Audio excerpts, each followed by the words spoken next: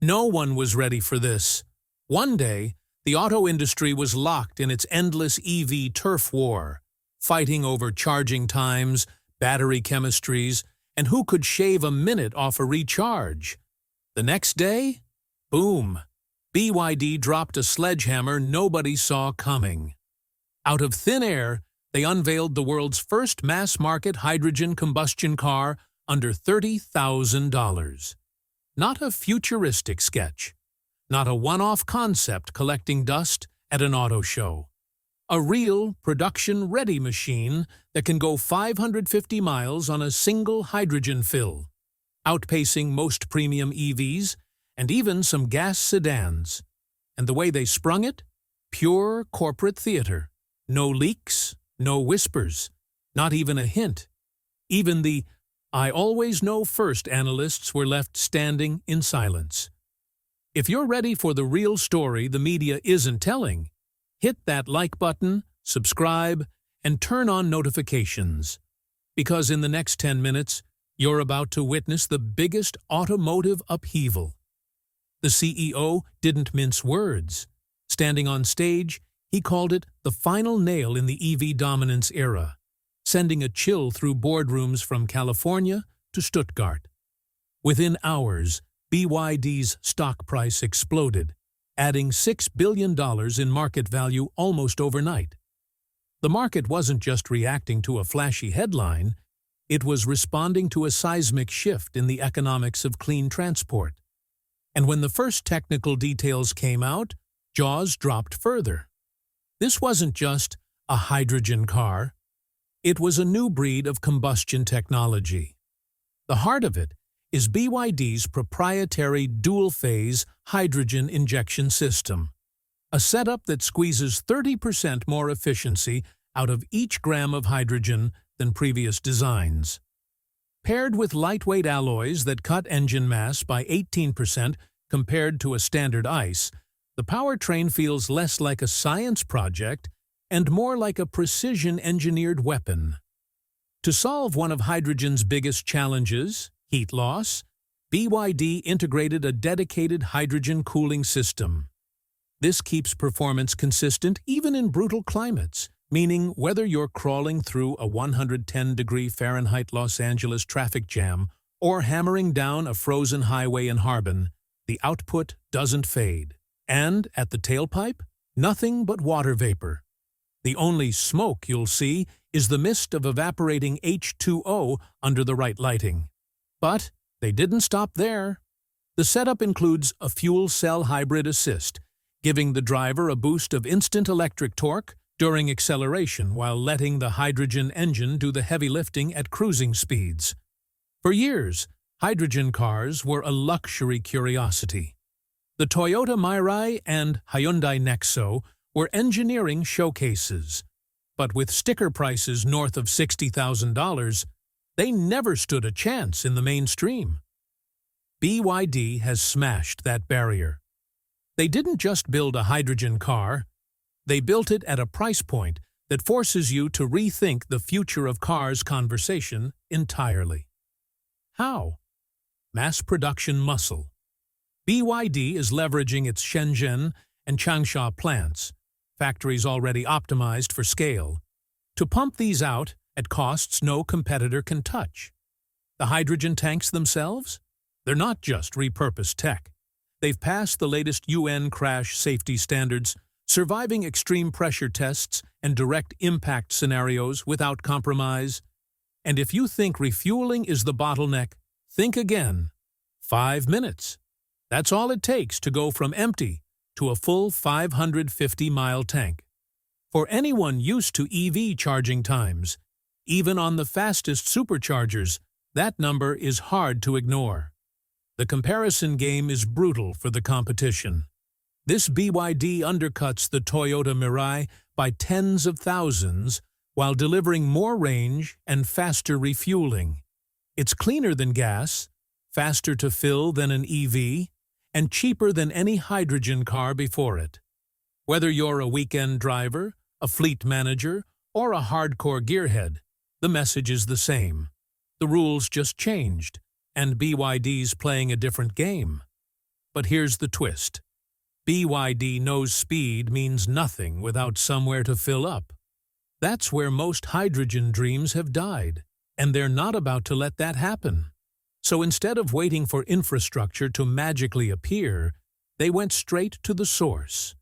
They locked arms with Sinopec, China's state-owned energy giant, to launch 1,200 hydrogen refueling stations by 2027. Not scattered vanity projects, strategically placed across major corridors, making cross-province travel seamless. These aren't your average pumps either. Each station is tied into a renewable-powered hydrogen production system. Think solar farms in the south and wind fields in the north feeding electrolyzers that split water into pure hydrogen, then store it on site. That's a massive cost cut right there.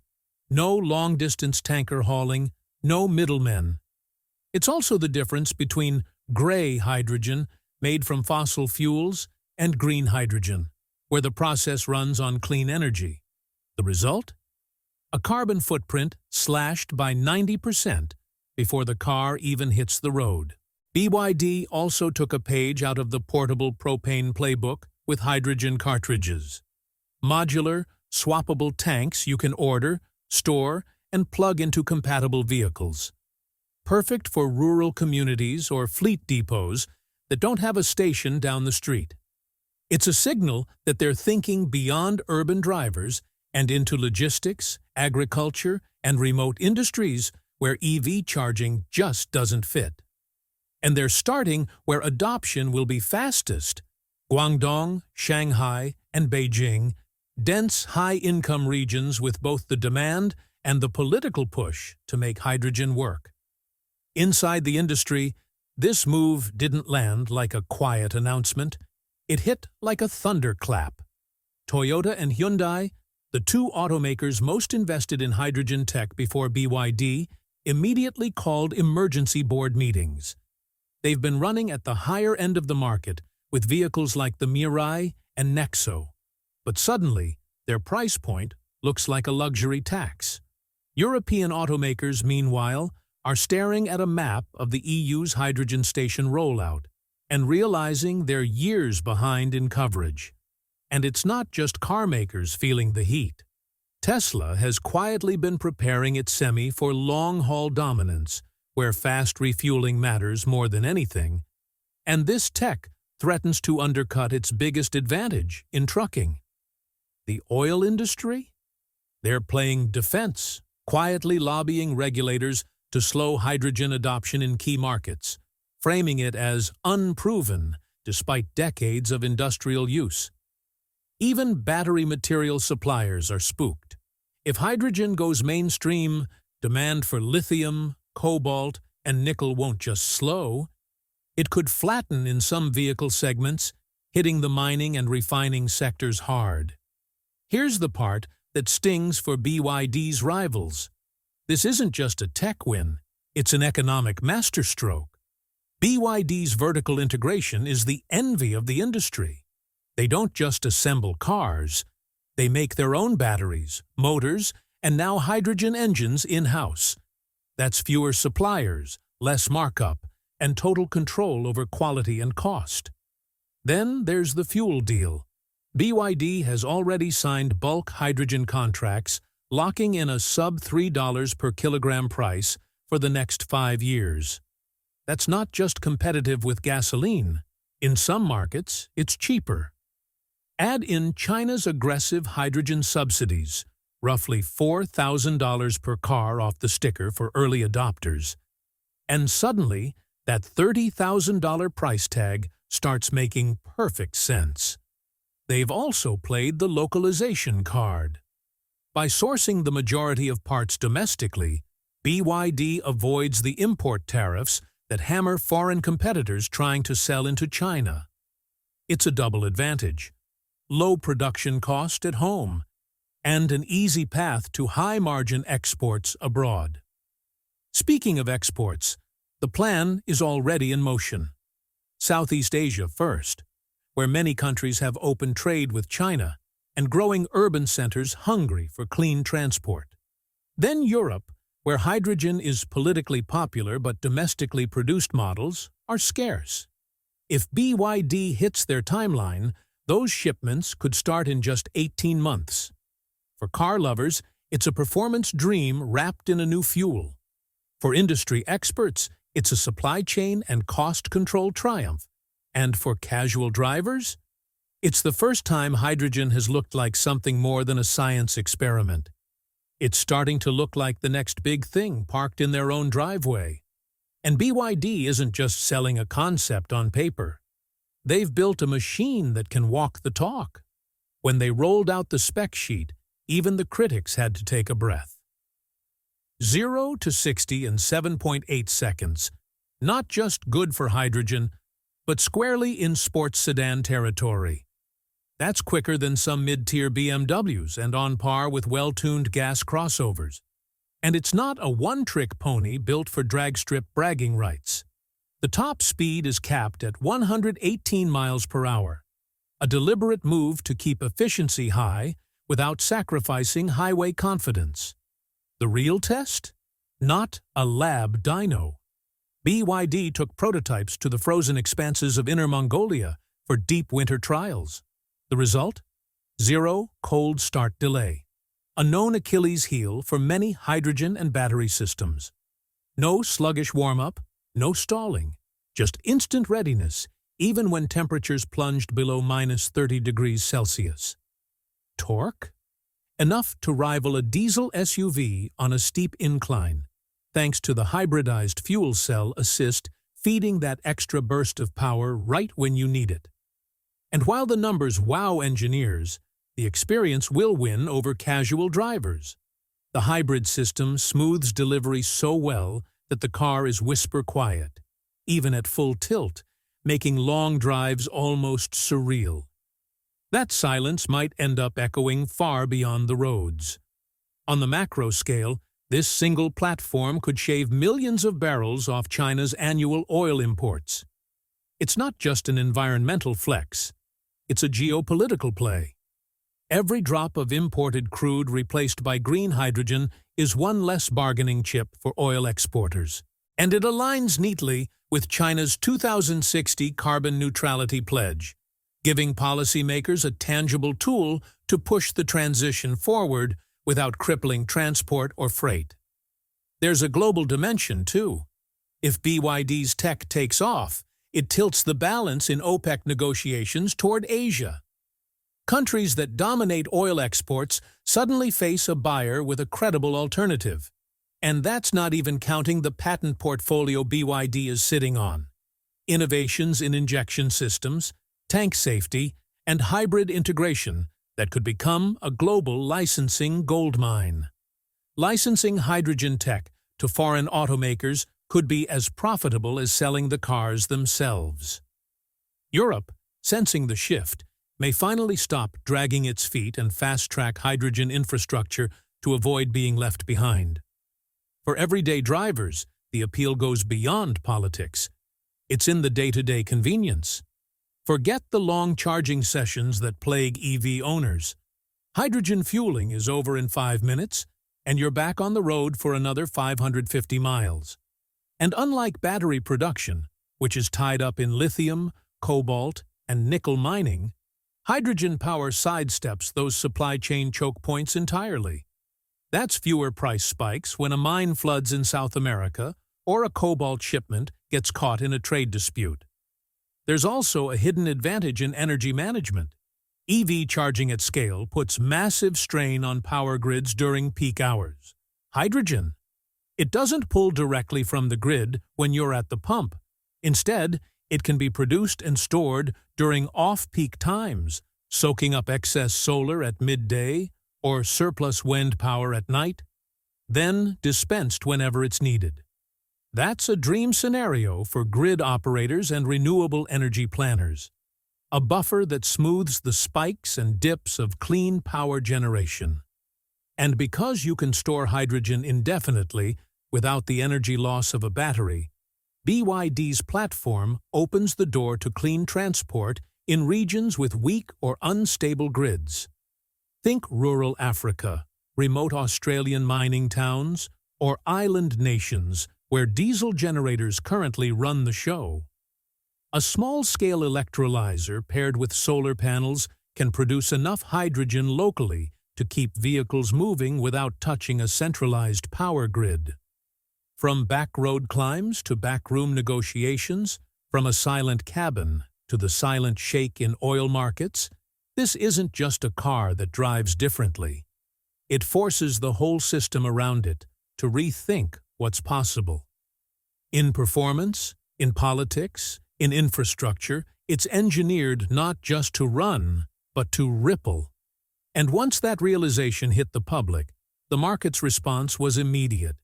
The first 24 hours after BYD's reveal looked less like a car launch and more like a tech stock frenzy. Within a single day, reservations in China blasted past 50,000 units. These weren't just hobbyists or early adopters looking for bragging rights. The interest came from every corner of the market. Taxi and rideshare companies, in particular, lit up the order books. For them, a 550-mile range with 5-minute refueling isn't a novelty. It's operational gold. No downtime waiting for a battery to charge means more fares, more income, and less fleet rotation. Even in rural areas where EV charging is often a pipe dream, the reaction was immediate. Farmers saw the portable hydrogen tanks as a game-changer.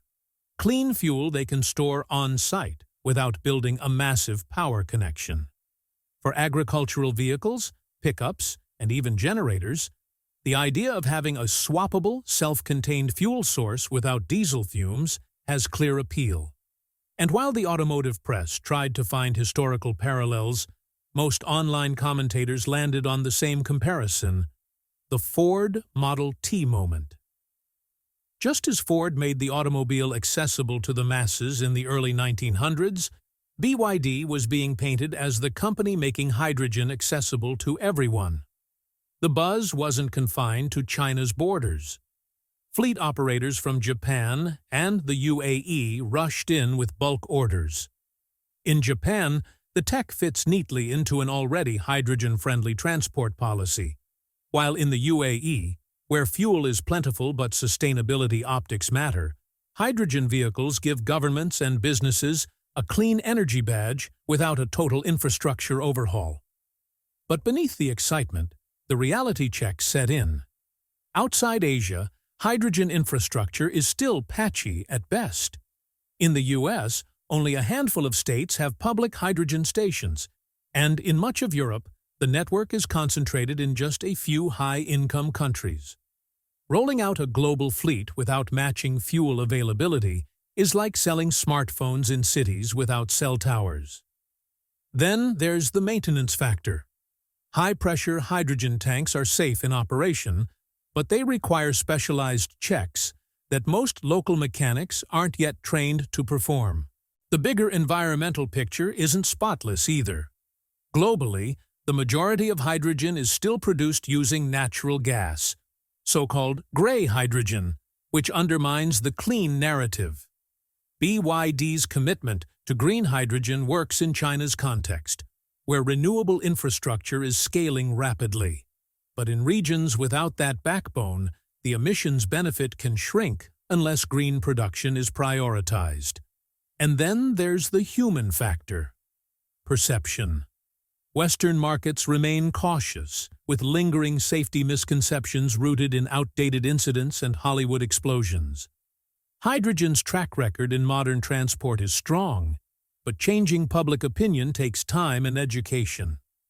On top of that, Toyota and Hyundai, the old guards of hydrogen, aren't sitting still. Both have the manufacturing capacity and R&D budgets to respond quickly. And if they push upgrades into their existing models, BYD could find itself in a tech leapfrog race sooner than expected. Still, BYD isn't building this for a single product cycle. They're clearly playing the long game. Their hydrogen engine architecture wasn't designed just for cars. It's scalable. Plans are already on the table for buses, long-haul trucks, and even rail locomotives. sectors where battery electric solutions face serious weight and charging limitations. Moving freight over thousands of miles without massive battery packs could make hydrogen the king of heavy transport, and BYD is angling to be first in line. The geopolitical strategy is just as ambitious.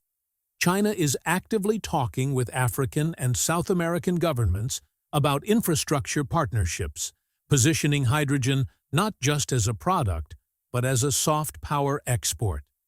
Instead of selling just the vehicles, BYD could package entire hydrogen ecosystems, generation, storage, and distribution, as turnkey projects for developing nations. It's a win-win.